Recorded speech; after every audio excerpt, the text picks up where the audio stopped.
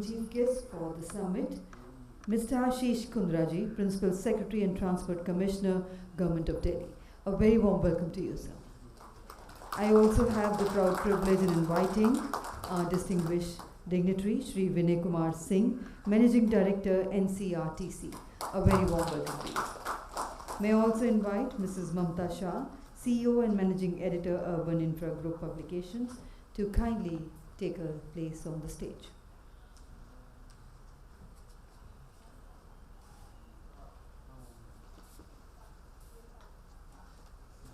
Namaskar and good morning. A very warm welcome to the second edition of Urban Infra Business Summit and Awards 2022, which are being presented by the Urban Infra Group.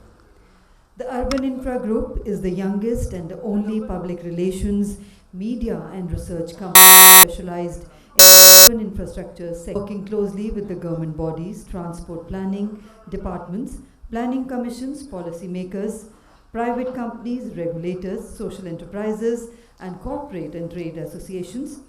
The experience has seen an ensemble, wide-ranging coalitions and positions our clients at the forefront of the debate, protecting them in times of crisis, raising their profile, and helping them enter new markets. At Urban Infra Communication, we are proud of the quality and creativity of our corporate communications and public relations services, and we have simplified, timely, and effective support to clients on the most challenging and sensitive of briefs. We have worked with clients of all sizes across a diverse range of modes, providing them with high-level political and media counsel and media relations issues and crisis management, digital marketing services, planning permissions, advice, social media, and integrated campaign strategies. Ladies and gentlemen, our publications are Urban Transport, which is a news portal, Urban Transport Infrastructure, the bi-monthly magazine, Metro Rail Today, which also is a news portal, and Metro Rail Today.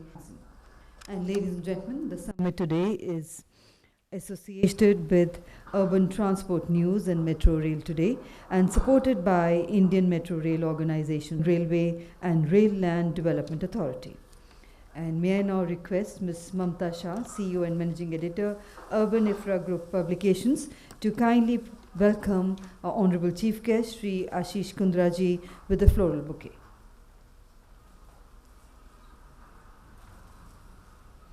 A very warm welcome to you, sir.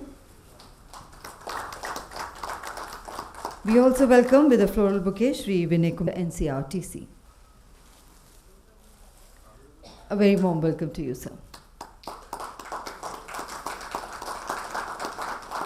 And ladies and gentlemen, every auspicious occasion by lighting the ceremonial lamp and invoking the gods and goddesses and seeking their blessings to guide us for the success of our endeavors.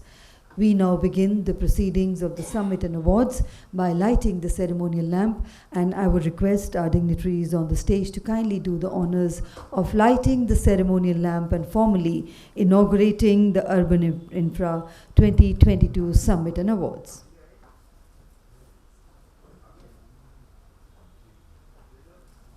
And let's put our hands together on the ceremonial inauguration of the Summit and Awards.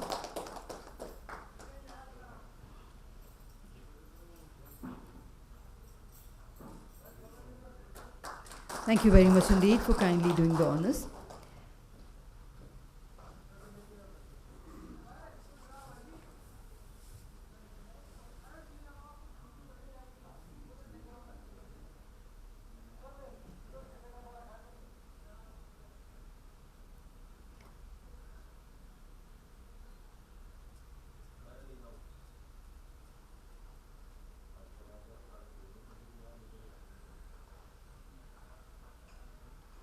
Thank you very much indeed, ma'am. And ladies and gentlemen, as a mark of respect to our great nation, may I request everybody to kindly rise for the national anthem.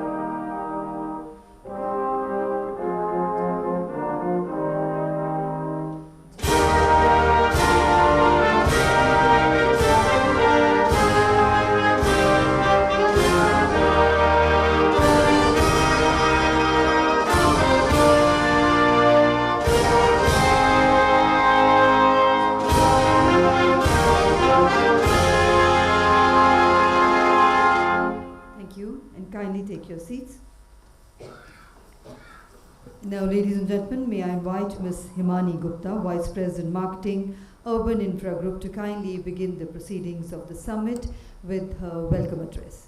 Let's put our hands together to welcome.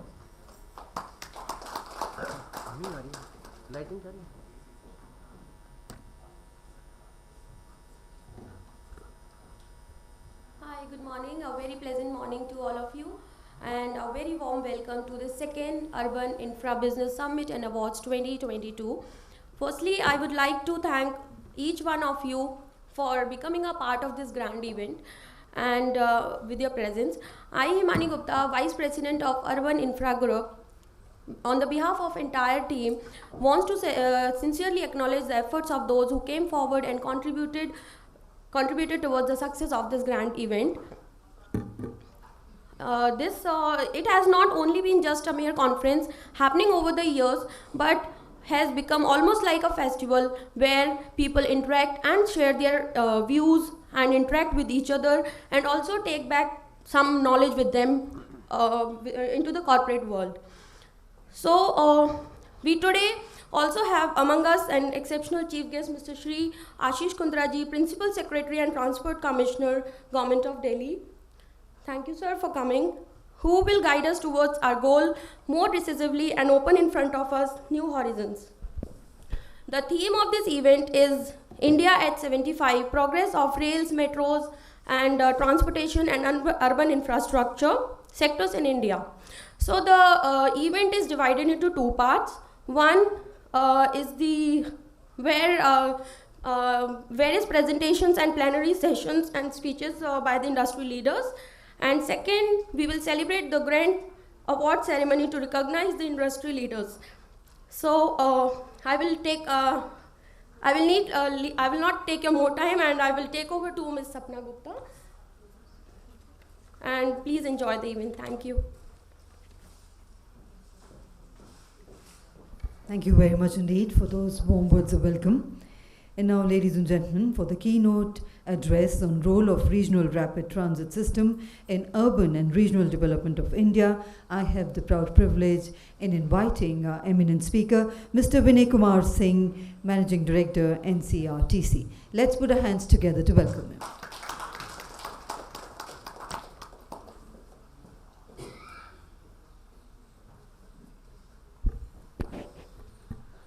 A very good morning to all.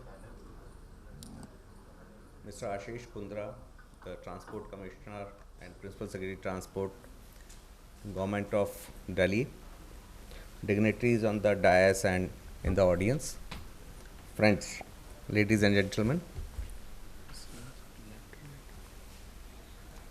I think, see, this particular address will get assisted by a presentation also. It will be easier to appreciate the role of regional rapid transit system in the transport of NCR. So, see, all of us, we know that the population of Delhi is increasing by leaps and bounds. Similarly, the use of private vehicle, this is also exponentially increasing. See, the central government and the state government both are trying to reduce the dependence on private vehicles. My colleague Mr. Kundra is trying, and he has shown very good results in last few years in terms of increasing the number of buses, electric buses particularly, in the for the public transport in Delhi. Both these governments have also come jointly for this project of regional rapid transit system. We know that the moment there is a participation of private vehicle in the transport sector, it creates a lot of problem. In Delhi, we have witnessed in last 20 years the growth of private vehicles, leading to a lot of congestion, pollution, accidents, and lot many other economic costs related with that. See, if transport is not able to support the economy, then it becomes a drag on the economy. There is a lot of cost which economy pays in terms of congestion penalty on the economy. So the effort is to fill the gap which a rail-based transport should have provided, which has been the international experience till now. See, all the big cities, the metropolitan cities across the world, they have three kinds of systems. The national systems, national transport system, whether it is through by air or through a railway system. The other one is intercity commuter system, then intracity commuter system, and last mile connectivity. Here in NCR, what we are missing is a intercity commuter system, and that too a seamless commuter system which can provide transport to daily commuters, especially the passengers, from one city to another. To fill this gap, the RRTS has been planned. It is a joint venture between central government and the concerned states. And this is one project which will finally integrate the NCR the way it has been envisioned. It is not that just by saying that we are NCR, it will become NCR. Till we have a seamless transport between various towns and cities of NCR. So there are various similar systems which have been created, implemented across the world. The one which is very similar to what we are doing in Delhi is Paris. Paris example where there is a RER system. Now there is a Grand Paris system which is also coming up. So there are train lines which have 150 kilometers going into the outside city and linking to the local metro system. And last mile connectivity is provided by bus systems, the intermediate transport, or various other kinds of two-wheelers, four-wheeler kind of connectivities. Now this creates a network of networks so that people can seamlessly move from one system to another. This is what is lacking, and we have to do that. When Delhi Metro came about 20 years back, it provided us a very reliable, safe and comfortable mode of transport, but that was intracity. So there are few corridors which go beyond Delhi also, but that has a speed restriction in the sense that the average speed in a metro is around 30 to 35 kilometers maximum. Now if you see this particular ride, Delhi today has about diameter of 60 kilometers. So that means from the center of Delhi, in 1 hour we can reach the end of the borders of the Delhi. But with RRTS, so from the center of the Delhi, you can go up to about 100 kilometers in 1 hour, which is almost the size of NCR. So RRTS will provide about 1 hour drive, 1 hour journey time from center of the city to the end of the NCR. So that is the objective of having this system. To start with, we have 3 corridors which are called the priority corridor. There will be finally about 8 to 10 corridors in the phase 2 and 3, but we are starting with 3 priority corridors, each about 120 kilometers, which can be traveled in 1 hour time, because the average time of movement is anything between 90 to 100 kilometer per hour. Now what we are doing, because due to time limitation, I will keep my discussion today limited to one particular issue, that is multimodal integration and intermodal movement, seamless intermodal movement. Now if you see, this diagram shows what is the role of RRTS in the whole transport business of NCR. So we provide the main backbone, because it is a high throughput system, high speed system. We will be the main transport backbone for passenger traffic in the NCR, and each station will have very intensive linkages with the nearby other modes of transport. Let us say Delhi Metro or Indian Railway stations or airport or bus stations. So in Delhi, there are 3 stations, out of which 2 are at ISBTs. At both these locations, there are Delhi Metro stations which are seamlessly connected. So we are connecting with almost all modes of transport, as it can be seen on the left hand side of this particular picture. on each of these stations, and then a high speed passenger backbone, a dedicated backbone for high speed movement, safe movement, reliable movement, punctual movement. Now, if we see what are these locations, so you will be happy to know that almost out of 7 lines, out of 8 lines, 7 lines are linked with RRTS of Delhi Metro. So, these linkages we are giving either one station on each corridor or maybe more than one stations on the corridor. Delhi Metro, here is a list where if you see almost all important junctions we are covering on these 3 priority corridors. Indian Railway, we are providing linkages at Anand Vihar, New Delhi, Old Delhi through metro. Anand Vihar is a direct connectivity and Nizamuddin is a direct connectivity, but New Delhi and Old Delhi through 7, no not 7, from International Airport, so direct linkage from all the 3 corridors.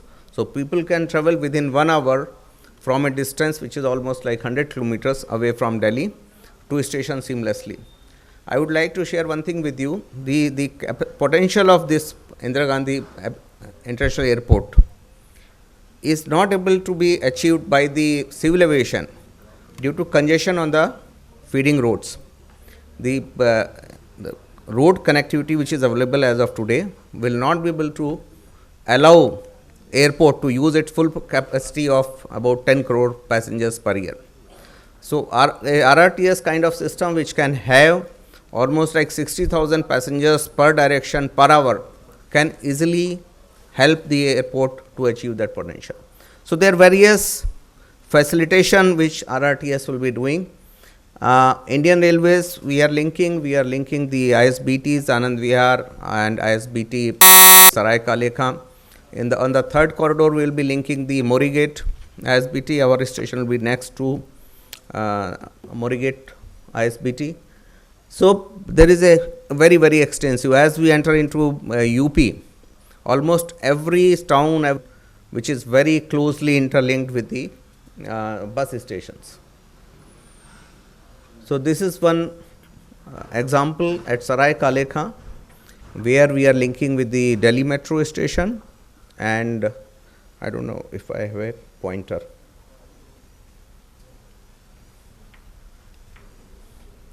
And metro station, then Indian Railway station, Nizamuddin station. Thank you. So, this is Indian Railway station, this is Delhi Metro station, this is RRTS station. All 3 corridors of RRTS will be merging here. Trains can seamlessly move from one corridor to another corridor. So, the passenger have not to change a train. And we are in discussion with the government of Delhi, where if we can construct a ISBT here, then it brings the ISBT also very close to Delhi Metro, RRTS and Indian Railway Station Nizamuddin.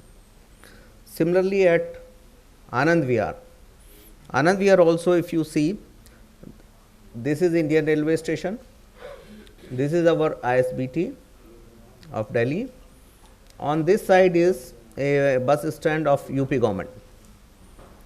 We are just in between here. So, RRTS station is at the center of this particular transport hub, which will facilitate very close multimodal integration with the other modes of transport. The commuters will not have to move on the road.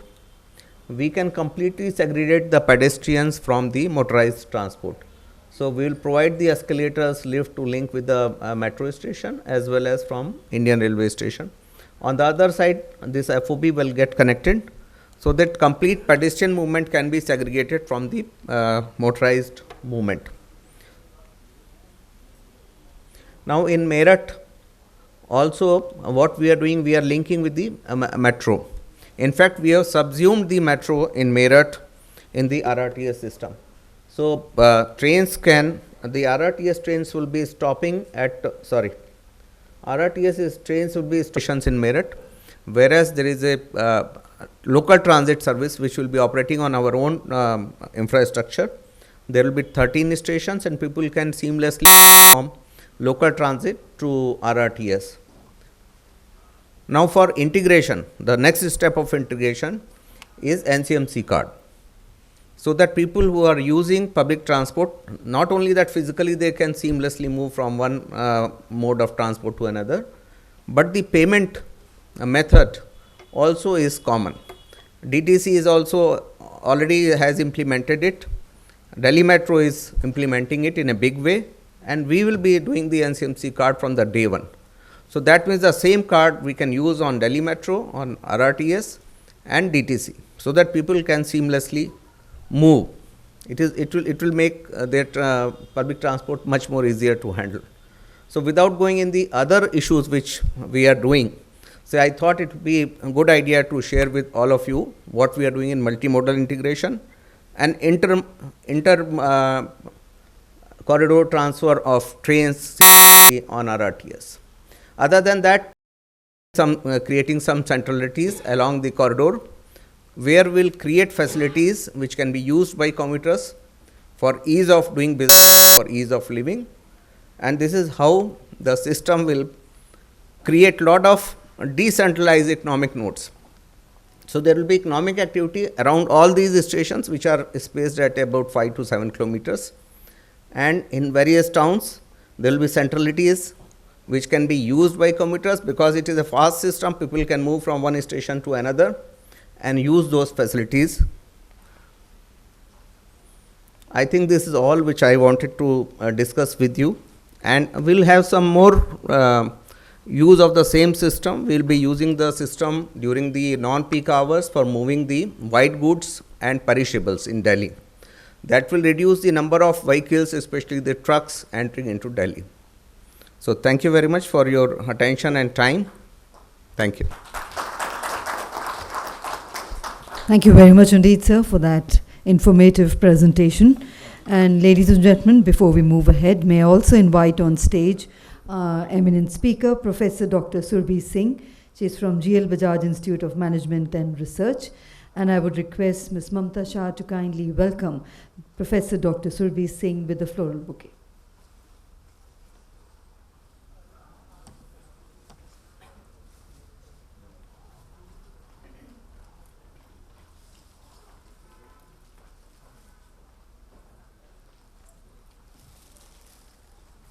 A very warm welcome to you, ma'am. You may kindly grace the stage, take a seat, and for the next keynote address, we would like to invite our Honorable Chief Guest, Shri Ashish Kundra ji, Principal Secretary and Transport Commissioner, Government of Delhi. And today he is going to speak on making Delhi a role model for the sustainable transportation system in India. So ladies and gentlemen, please put your hands. Ashish Kundra ji. Thank you very much, Shri Vinay Kumar ji, MD of NCRTC, organizers of the event, Professor Mamta, I didn't get your name, and the guests in the audience. Thank you very much for this session in the morning. I think it is a rather difficult time to be talking about sustainable transport because of the pollution outside, but in a way it is let's say it's an opportune time. So my colleague here has laid out a very impressive blueprint of how regional connectivity will improve, and I think it's a fantastic job that they are doing. And hopefully, when the Meerut line starts, a lot of traffic which comes into Delhi and that side will in a way ease out, and we'll see also decongestion of the city. Some people will try to start living in Meerut and commuting onto this framework. So what I'll do is I'll start from the other end of the spectrum, which is the personal transport, and then come to public transport. Personal transport in Delhi, we have something like 1.3 crore registered vehicles in Delhi. Now 2 crores, that's a huge number. No other city in India has these kind of vehicle numbers. And if we add vehicles which are coming from the satellite towns, it's the load is surely unsustainable. Out of these 1.3 crore vehicles, roughly about 50 lakh are those which are 10-year-old diesel vehicles or 15-year-old petrol, more than 15-year-old petrol vehicles. Now, while we have deregistered all of them, but the fact of the matter is that Some of them still might be plying on the roads of Delhi. That is one part. 2/3 of this 1.3 crore vehicles are two-wheelers. Now, in the matrix of what we are trying to do, first of all, we are trying to move to clean fuel technologies. So, which means we are encouraging the use of BS6, CNG, and electric. So, if I just take these three fuel types, of the active registered vehicles in Delhi, which is about 80 lakhs, to 30% are already in the clean fuel space, which means increasingly the number of clean fuel technology based vehicles is increasing in Delhi. We have given a major push to electric mobility in the personal space, and I'm happy to share that the numbers this year are very, very encouraging. More than 10% of newly registered vehicles are electric. In fact, the numbers in October are touching 11%. And two-wheelers is the fastest growing segment, unlike what it was a year ago when e-rickshaws were the main segment of growth in electric mobility. So which is very heartening, and I think there's a lot of room for improvement and uptake of electric mobility. Now, the only, so we have a purchase incentive matrix, we have a digital framework in which we give subsidies to people who buy electric vehicles. And we have given mandates that within a week of purchase, the subsidy would be disbursed. And fortunately, we have been able to stick to that promise. And this digital architecture which we have created of subsidy disbursement is working quite well. The next area of focus for us is the charging infrastructure. So we have recently launched a charging action plan where we have said that 18,000 charging points will be established across the city by 2025. Now this will be a mix of fast chargers, slow chargers, and battery swapping infrastructure. As we talk, we have 3,000 charging points in the city, and these numbers are growing very fast. So in the two-wheeler and three-wheeler space, I expect that the battery swapping model is going to be the model which will accelerate the uptake of electric mobility in the coming couple of years. Having said that, we are also trying to give a push to the regulators, a regulatory push to the aggregators. A large number of fleet on the streets of Delhi is because of ride-hailing companies, food delivery companies, e-commerce companies, and typically these people who are on the road, they are gig economy workers who are using second-hand, third-hand kind of vehicles which are usually very polluting.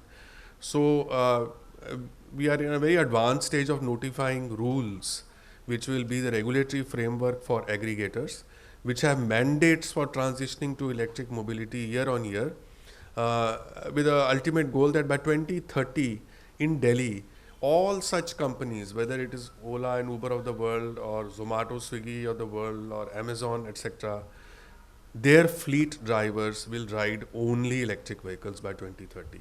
So that's the second policy push that we are giving. However, let's move to the space of public transit. And today, Delhi Metro carries something like 4 million passengers every day, and the bus system also carries roughly the same number of passenger trips every day. And these are huge numbers, but I think there is a lot of scope in improvement of our bus transit system particularly. And the last time we had a major induction of bus fleet in Delhi was during the Commonwealth Games, when these red buses, they came, the low floor CNG buses. And now we are in the process of the next round of induction. We already have 300 electric buses in our fleet. We have placed firm orders for another 1,500, and we have floated bids for another 4,000 electric buses. And then another bid is coming up for 2,000 plus electric buses. So short point, our goal is by 2025, 80% of our bus fleet should be electric. Now having said that, the main thing is how do we make bus travel a cool affair? So if you compare the metro rider vis-a-vis the bus rider, the average bus rider is someone who has no other recourse to any kind of transport and is looking at a cheap solution for transport. They are regular commuters. And in case of metro, a lot of people who were earlier using, let's say, their own personal two-wheelers, etc., they have made a shift, because I think one defining difference was the predictability of service. So the metro line, okay, this train is going to start at 9 o'clock, it will start at 9 o'clock. In case of buses, that certainty and predictability because of traffic variation is not there. But what we have done to overcome that recently, we have launched this mobile app called One Delhi, which gives you live GPS feed of all buses in Delhi. So if you're standing at any bus stop and you want to, let's say, from here go to Connaught Place, you'll find out which is the nearest bus which is coming to your bus stop and in how much time. So I think that will be a significant step towards increased adoption of bus travel in Delhi. But we are not stopping there. We are also now coming up with another scheme called the Premium Bus Aggregator Scheme. So, which means we are trying to say that private investors will put their money, buy buses, run buses, which are app-based services in Delhi, which have pushback seats and all of that, and deregulated fares. So people of Delhi, professionals and others, they are willing to pay higher for a better quality service if there is one. So I think once this is launched, so imagine that from the proximity of your home, you get a point-to-point, almost a point-to-point service to your office. Why won't anybody do it? I mean, when we travel abroad, all of us hop onto the London bus service. But here, I don't know how many have actually traveled on DTC buses, and there is a certain degree of hesitation in doing so. So I hope the last thing which I want to touch upon is the multimodal integration, which Vinay ji also mentioned. And unfortunately, like most things in India, we have been working in compartments. So Delhi Metro has its own network, they plan it in a certain fashion. The DTC has its own network, they plan it in a certain fashion, and there is no meeting point. So what we have done very recently, we have had a dialogue with Delhi Metro. So they started this last mile bus service, which are these smaller buses, electric buses. They only had 100 of them.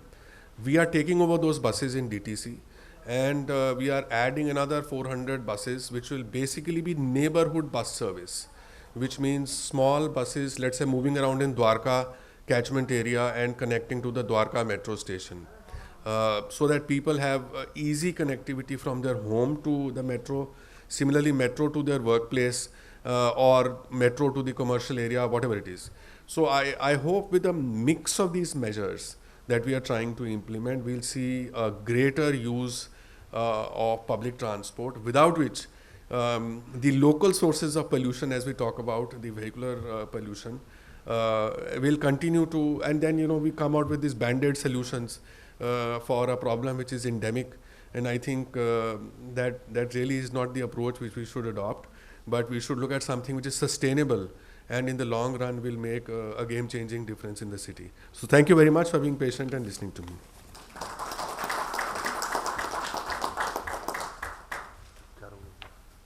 Thank you very much indeed, sir, for that keynote address. And now, ladies and gentlemen, for the presentation on transforming transport infrastructure with sustainable marketing, may I invite Professor Dr. Surabhi Singh.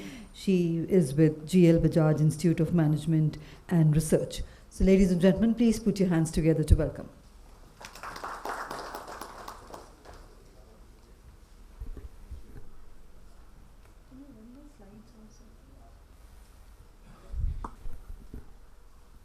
So good morning, everyone. So today, respected Mr. Vinay ji, Mr. Ashish ji, and of course Ms. Mamta, who is the organizer of this summit. So being an academician, I just wanted to give some of the reflections on the transport infrastructure, which we are actually having in our country. and how sustainable marketing can actually transform the whole transport infrastructure that I'll be trying to present. So I'll request the organizing committee to kindly play the slide if it is possible, so that everyone can actually see the recommendation which I have tried to make. So if I talk about transport infrastructure, because I was just hearing Mr. Ashish also, he's talking about electric mobility, that how the government is making a lot of efforts to bring the electric mobility services in our country. And at NCR and Delhi level, he has actually tried to emphasize. And in fact, he also spoke about One Daily app, which is really very, very exciting, because nowadays NHAI also has already become artificial intelligence enabled, and a lot of connectivity is already there in the transport infrastructure. Can we go to the next? Okay, maybe I have the slide. I think it is. Yeah. So these will be the contents of my presentation. So as you know, transport, because there may be many delegates who may be coming from different industries or maybe some other academia also. So that's why I just want to introduce the transport infrastructure, how we define transport infrastructure. So transport infrastructure means that in any country, if the railways, roads, and coastal areas, and whatever, these kind of mobility services are developed, so these comes under the transport infrastructure. Now, why do we have to develop the transport infrastructure? Because we all are trying to avail the services of transport infrastructure only because we are here only because of the smooth movement of the transport. If the infrastructure is not good, if it is not going in a integrated mode, as Mr. Ashish also quoted that, even Mr. Vinay also talked about how multimodal integration is so beneficial for the whole society. So definitely transport infrastructure, if it is integrated, it will definitely lead to lot of convenience and comfort for the commuters, daily commuters. And if I talk about the expansion programs which we are running in our country, because we all know that our government is making a lot of efforts in bringing a lot of different projects which are running in our country, like Bharatmala, we know very well that lots of highways are being connected through that, and definitely lots of small towns in the UP also, and in many of the states which are being connected through this project. So it is really a very, very appreciable effort by the government of India. Second, Sagarmala. Sagarmala is again a very, very important project of our country, which is running by the current government, and it is really trying to connect the different ports of our country. We have 13 ports in our country, and if we compare with the US, because definitely we always try to compare with the developed countries only, and US has a lot of good, you can say a very sound transport infrastructure if I compare with our country.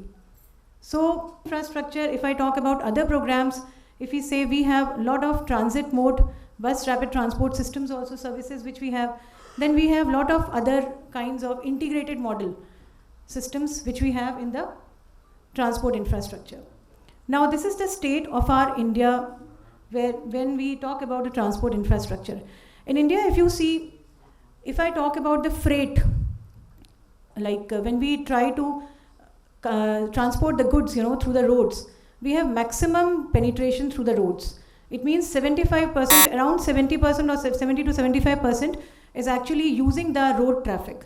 So you can very well understand how, again, a very important challenge is for us that a lot of road traffic is being consumed for these kind of freight carrying activities. Railroad is being consumed, and we talk about the coastal, as you know that we don't have much of the penetration in the sea coastal consumption.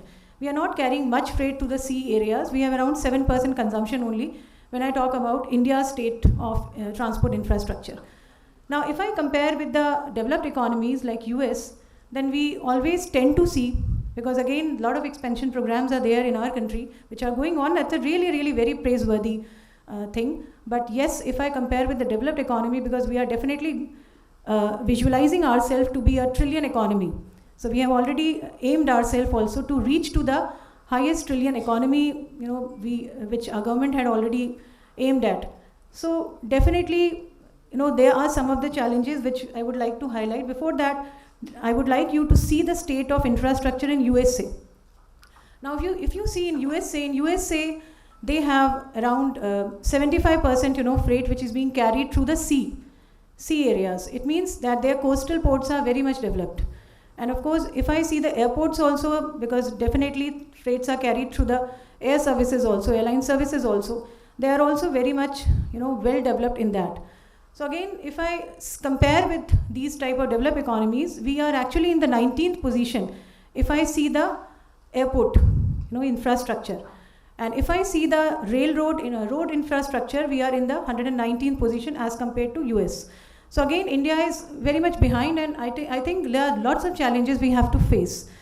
So being an academician, I would definitely like our, lot of honorary members are here from the transport infrastructure. I would request also that the recommendation which I have made, that they must work on these areas, I know they are very much sound in their respective areas, but I would definitely like to put some recommendations. Now, why I have tried to integrate with the sustainable marketing, because sustainable marketing is the marketing which basically tries to create, communicate, and deliver the value by creating the natural resources. We have to make use of the natural resources.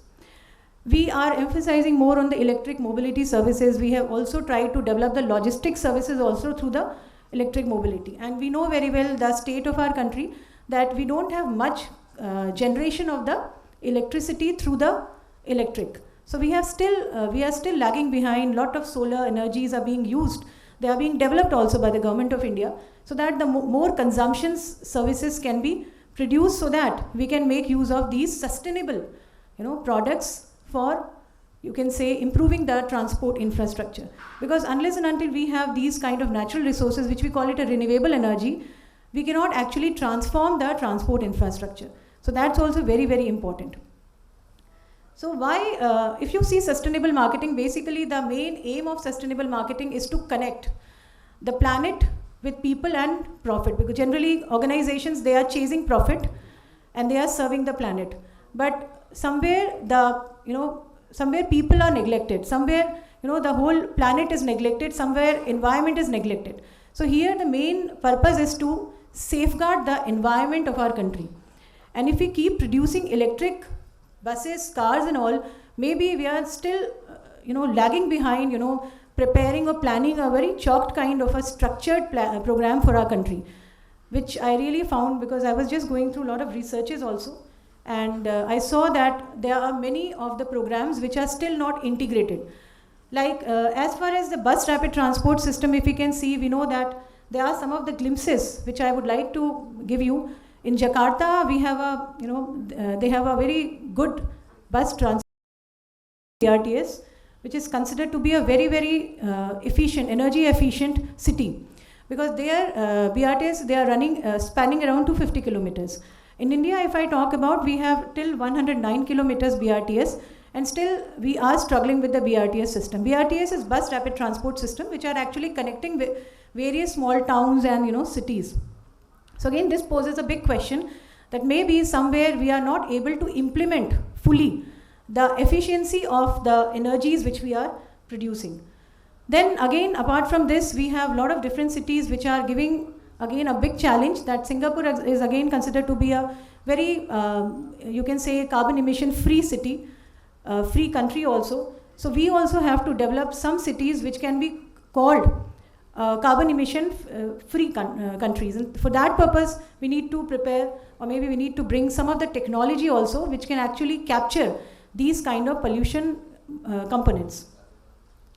Now these are the challenges which we have, because we know that in our country we have a lot of connectivity issues are there, because still small towns, they don't have that kind of infrastructure, although government is already doing it through the Bharatmala projects. But Sagarmala project, it has to be strengthened a lot, because we have very less connectivity as far as the ports are concerned, and that is why transportation of freight is not taking place. So they are, as I told you, they are at 7% only as per the current data, and we have around 17% freight which is carrying through the railroads in our country, and 75%, around 70 to 75% freight is carried through the roads. So you can very well understand how much traffic management on the roads becomes an issue.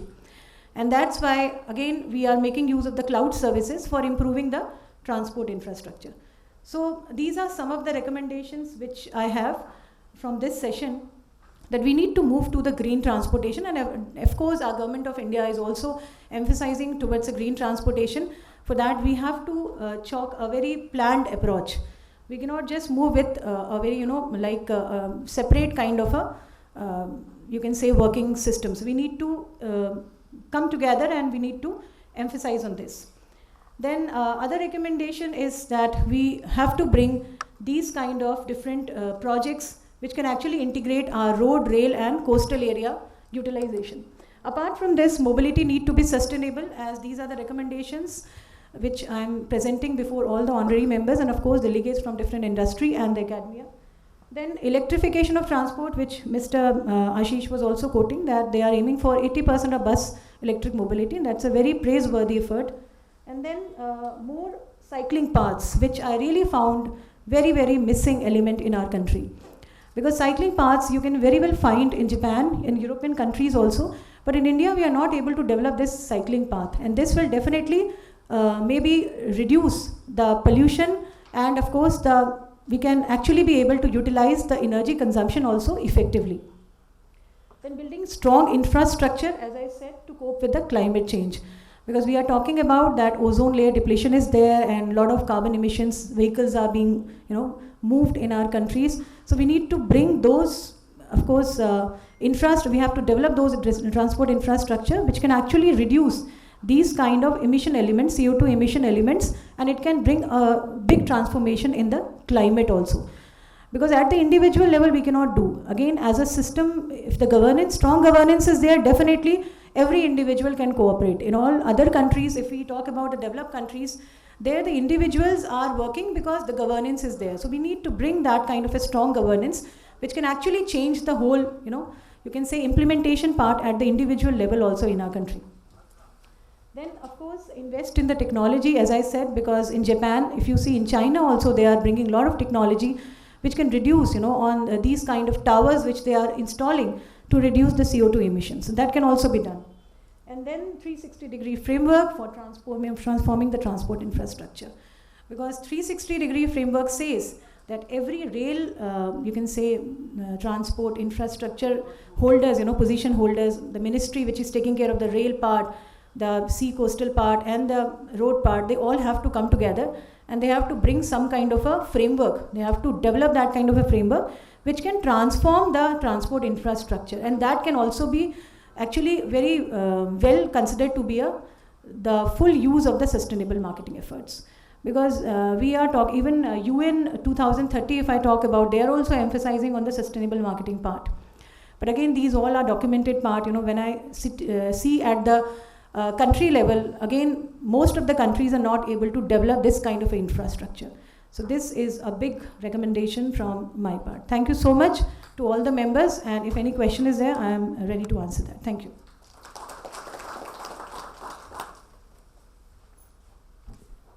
Thank you very much indeed.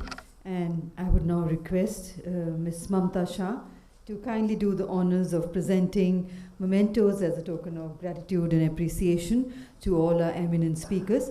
We present to Shri Ashish Kundra ji, Honorable Chief Guest, Principal Secretary and Transport Commissioner, Government of Delhi. Thank you very much indeed, sir, for sparing your valuable time and being here with us today.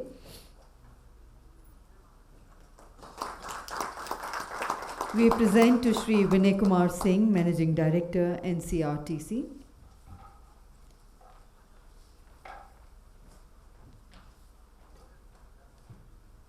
Thank you once again, sir, for being here with us today. And we present to Professor Dr. Surabhi Singh, GL Bajaj Institute of Management and Research. Thank you very much indeed. And before we close the proceedings of the inaugural session, may I request all our eminent dignitaries for a group photograph in the front. Thank you very much indeed. And ladies and gentlemen, with that, we now break for tea. The tea break will be of 15 minutes only. We would request you to be back in time and be seated for the next session, which is a panel discussion session. Also, all those delegates who had registered and could not get their delegate back may kindly collect it from the tea break. Thank you.